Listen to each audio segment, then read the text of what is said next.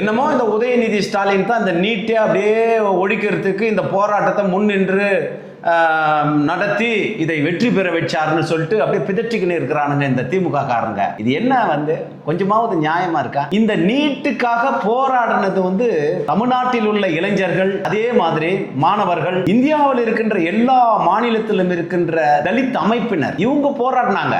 அது தவிர்த்து இந்தியாவில் இருக்கின்ற எல்லா மாநிலத்தில் இருக்கின்ற ஸ்டூடெண்ட் ஃபெடரேஷன் ஆஃப் இந்தியா அந்த அமைப்பை சார்ந்த மாணவர்கள், கம்யூனிஸ்டுக்காரங்க, இன்னும் இருக்கப்பட்ட எத்தனையோ அமைப்புகள் நின்று போராடி இதை வெற்றி பெற வைத்திருக்கிறார்கள். இதுதான் உண்மை. இதை விட்டுட்டு என்னமோ திமுக காரங்க தான் நான் தான் போராடினேன் அப்படின்னு சொல்லிட்டு என்னமோ மீடியாக்களை இந்த திமுக காரர்களும் சும்மா தேவையில்லாம பேசிக்கிட்டு இருக்காங்க. இதுக்கும் உதயநிதிக்கும் எந்த சம்பந்தமே இல்லை. அந்த ஒருங்கிணைப்பாளர் சகோதரர், ஒரு இஸ்லாமிய சகோதரர் ஒருத்தர் இங்க ஜென்சி எங்க யாரோ அது என்னங்க அப்படின்னு சொல்லி கையை காட்டி திமுக சார்ந்தவர்கள் உள்ளே இத ஆதாயத்தை அடையத்துக்கு, பலன் அடையத்துக்கு உள்ளே உட்கார்ந்துட்டு இருக்கிறாங்க. இது அரசியல் ஆக்க வேண்டாம் என்று தெளிவா சொல்லிட்டாரு. உடனே அங்க பார்த்தா ஜென்சி போட்ட அந்த சிம்பிள் போட்ட பனியன் சார்ந்த ஒரு 10 பேர் உட்கார்ந்துருந்தாங்க. எல்லாம் வெளியே எழுந்து போட்டாங்க. எல்லாம் வெளியே எழுந்து போயிட்டாங்க.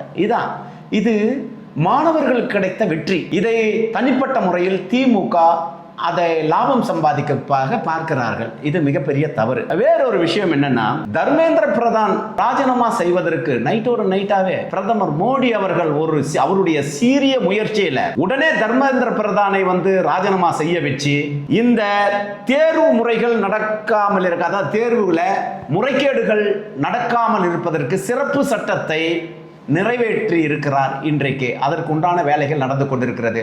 பாரத பிரதமருக்கு தான் நாம மிகப்பெரிய நன்றியை சொல்லுவோம். இதே போன்று மாண்புமிகு முதலமைச்சர் விஜய் அவர்கள் இந்த விஷயத்தில் நீட்டு ஒழிக்க வேண்டும் என்றால் கண்டிப்பாக மாண்புமிகு முதலமைச்சர் விஜய் அவர்களால் தான் இது முடியும் என்று நான் நினைக்கிறேன். ஏனெனில் மாண்புமிகு விஜய் அவர்கள் சொன்னால் கண்டிப்பாக இங்கு இருக்கின்ற இளைஞர்கள், அதாவது தாவைக்க இளைஞர்கள் மட்டும் இல்ல, மாணவர்கள், மாணவ செல்வங்கள் எல்லாருமே அவர் சொன்னா அவங்க கேட்பாங்க, கட்டுப்படுவார்கள். நிச்சயமாக விஜய் அவர்கள் நினைத்தால் இந்த நீட்டை ஒழித்து விடலாம். கடந்த காலங்களில் இதில் ஒழியாமல் இருப்பதற்கு பல காரணங்கள் உண்டு.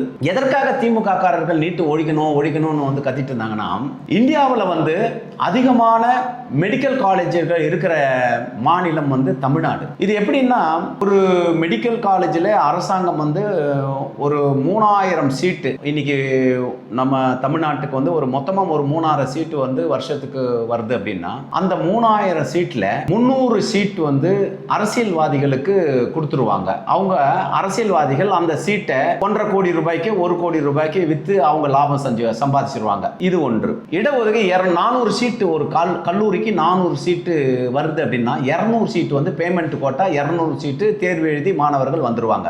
அது யாரு தேர்வு எழுதி வர மாணவர்கள் அவர்களுடைய மார்க்கின் அடிப்படையில் அவர்களுக்கு சீட்டு கொடுத்துருவாங்க. ஆனால் மீதி இருக்கின்ற 200 சீட்டு ஒரு கல்லூரிக்கு இருக்குதுன்னா கண்டிப்பாக ஒரு சீட்டை 1.5 கோடி ரூபாய்க்கு வைப்பாங்க. இது 1.5 கோடி ரூபாய்க்கு MBBS வச்சுங்க, MDன்னா 2 கோடி ரூபாய். இப்படி ஒவ்வொரு வருடமும் சீட்டுகளுக்கு கோடிக்கணக்கிலே பணம் பெற்று சுய லாபம் அடைந்து மாணவர்களுடைய வாழ்க்கை அவர்கள் பார்ப்பதில்லை.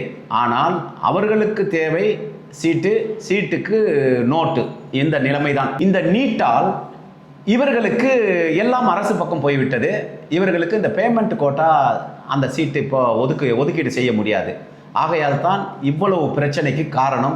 இதற்கு முழு காரணம் கடந்த ஆட்சியாளர்கள் தான் என்பதை இந்த நேரத்தில் தெரிவித்துக் கொள்கிறேன். இதனால தான் நீட்டை ஒழிக்கணும்னு சொல்லிட்டு இருந்தாங்க. அதாவது தமிழ்நாட்டை பொறுத்த அளவுக்கு மாணவர்கள் எல்லாம் அறிவார்ந்த மாணவர்கள். இனி வரும் காலங்களில் தேர்வுகளில் முறைகேடுகள் நடக்காமல் இருப்பதற்கு உண்டான அந்த சிறப்பு சட்டத்தை கொண்டு வர வேண்டும்.